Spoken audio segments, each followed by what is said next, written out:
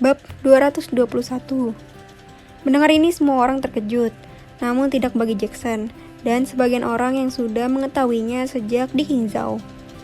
Aku tidak perlu memberikan alasannya, engkau cukup mengangkatnya saja, tambah Frankly. Harvey bangkit lalu bersujud di kaki Frankly sembari berkata, "Tuan, aku tidak dapat menerimanya." "Dapat atau tidak dapat, harus engkau terima. Apakah engkau berani menentang perintahku?" bantah Frankly.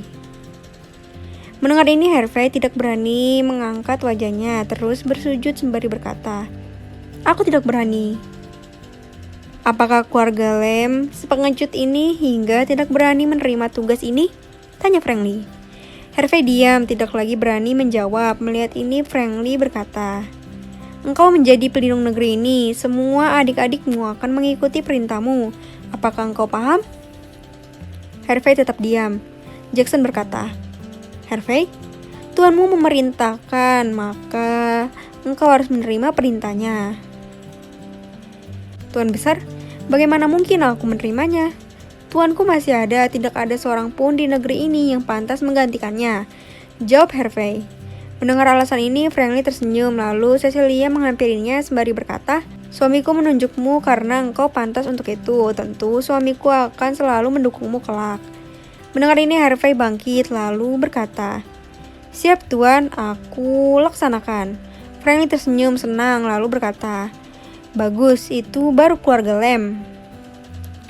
Lalu ia mengeluarkan token yang ia buat sendiri dan menyerahkannya kepada Harvey sembari berkata, "Token ini ada namaku. Dengan token ini sudah mengukuhkan engkau sebagai pelindung negeri ini." Kaisar hanya diam. Ia mengerti perasaan Frankly ketika menghadapi kekacauan beberapa hari yang lalu. Maka untuk tidak memiliki dilema, Frankly memilih keluarganya dan menyerahkan tugas melindungi negeri ini kepada orang yang ia percaya. "Randu dan engkau Richard, sebarkan berita ini kepada adik-adik kalian." Kedua orang yang disebut maju membungkuk sembari menjawab, "Dilaksanakan tuan." "Dan engkau kaisar negeri ini sudah mendengar sendiri dan engkau bisa mengangkat ia secara resmi besok," kata Frankly. Kaisar mengangguk sembari tersenyum lalu berkata, "Besok aku akan mengangkatnya secara resmi dan menyerahkan kunci rumah dia di sini." Frankly mengangguk, lalu pembicaraan itu berlanjut ke hal lain hingga Kaisar tahu bahwa Frankly akan ke Tibet untuk membasmi musuh negara. Mendengar itu, Kaisar pun berkata, "Aku mohon padamu untuk tidak melanjutkannya. Engkau sudah menyerahkan kepada Harvey, maka serahkanlah urusan ini padanya." Frankly menggeleng kepalanya sembari menjawab, "Hanya aku yang bisa melawannya, maka aku akan maju. Begitu juga seterusnya. Selama Harvey sebagai pelindung negeri bisa menghadapinya, maka aku akan diam menonton. Orang yang akan dihadapi berilmu tinggi, mungkin hanya ia yang bisa menghadapinya," tambah John Lee. Kaisar mengangguk lalu menjawab, "Tuan besar, Tuan muda sudah melaksanakan tugasnya dan itu tidak akan bisa negeri ini balas. Aku tidak ingin terjadi hal buruk padanya."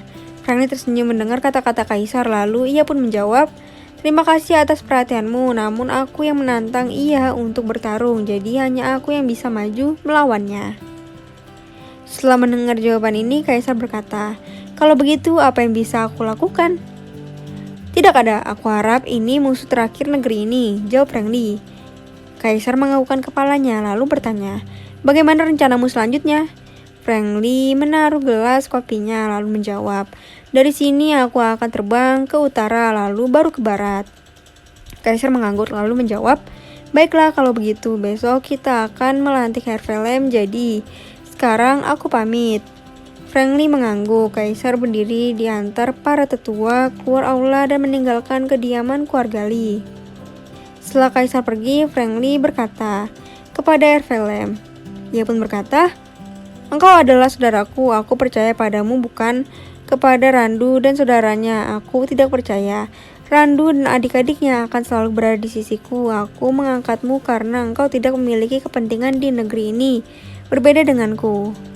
Frankly berhenti sejenak, melihat ke sekeliling, lalu ia melanjutkan, "Aku adalah penerus keluarga ini. Aku tidak ingin ada konflik kepentingan antara keluarga dan negeri ini.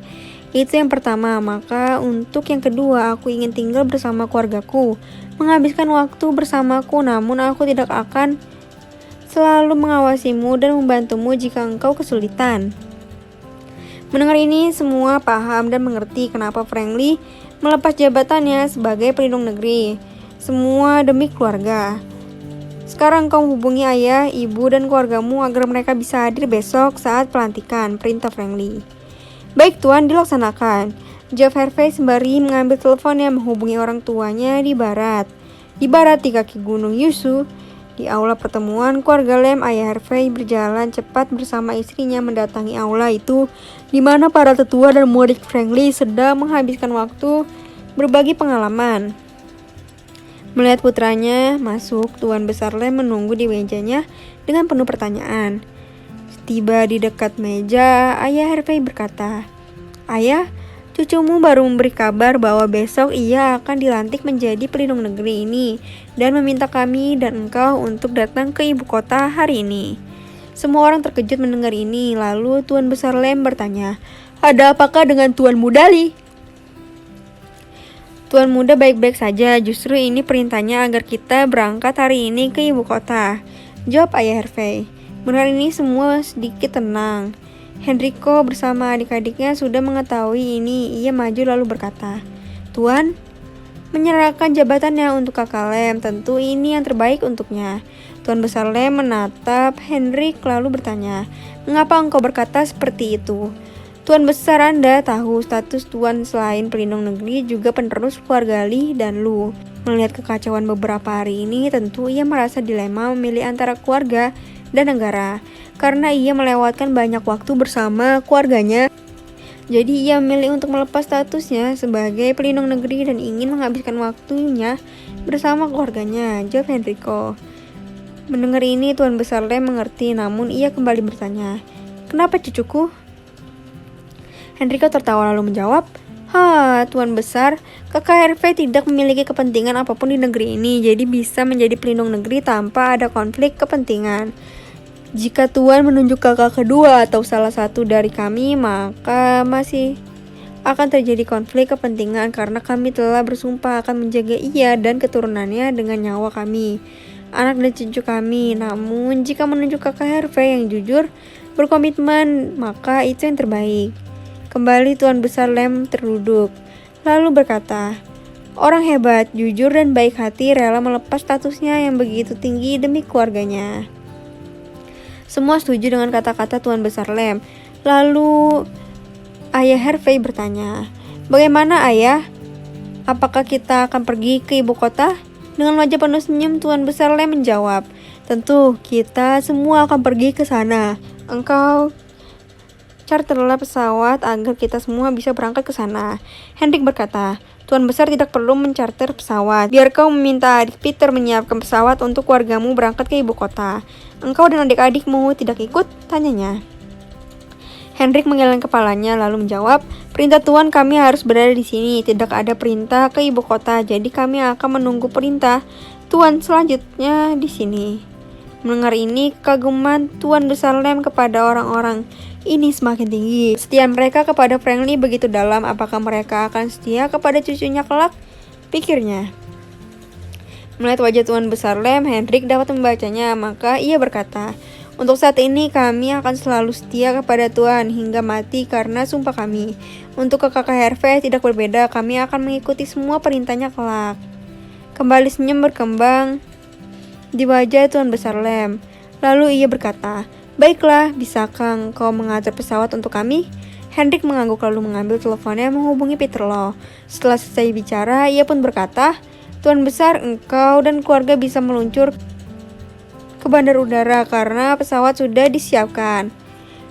Tuan Besar Lem mengangguk, lalu mengucapkan terima kasih kepada Henrik, lalu ia bersama tetua dan keluarga Harvey pergi meninggalkan kediaman menuju bandara untuk selanjutnya terbang ke ibu kota. Di ibu kota malamnya, yang ada hanya keluarga Li dan Lum. Mereka sedang berkumpul membahas perkembangan situasi keluarga Judisia. Tuan, mereka sekarang sedang melelang semua perusahaan yang mereka beli dengan harga murah. Tang Hai melapor. John Lee tertawa sembari berkata, Kita ajukan penawaran untuk membeli perusahaan itu.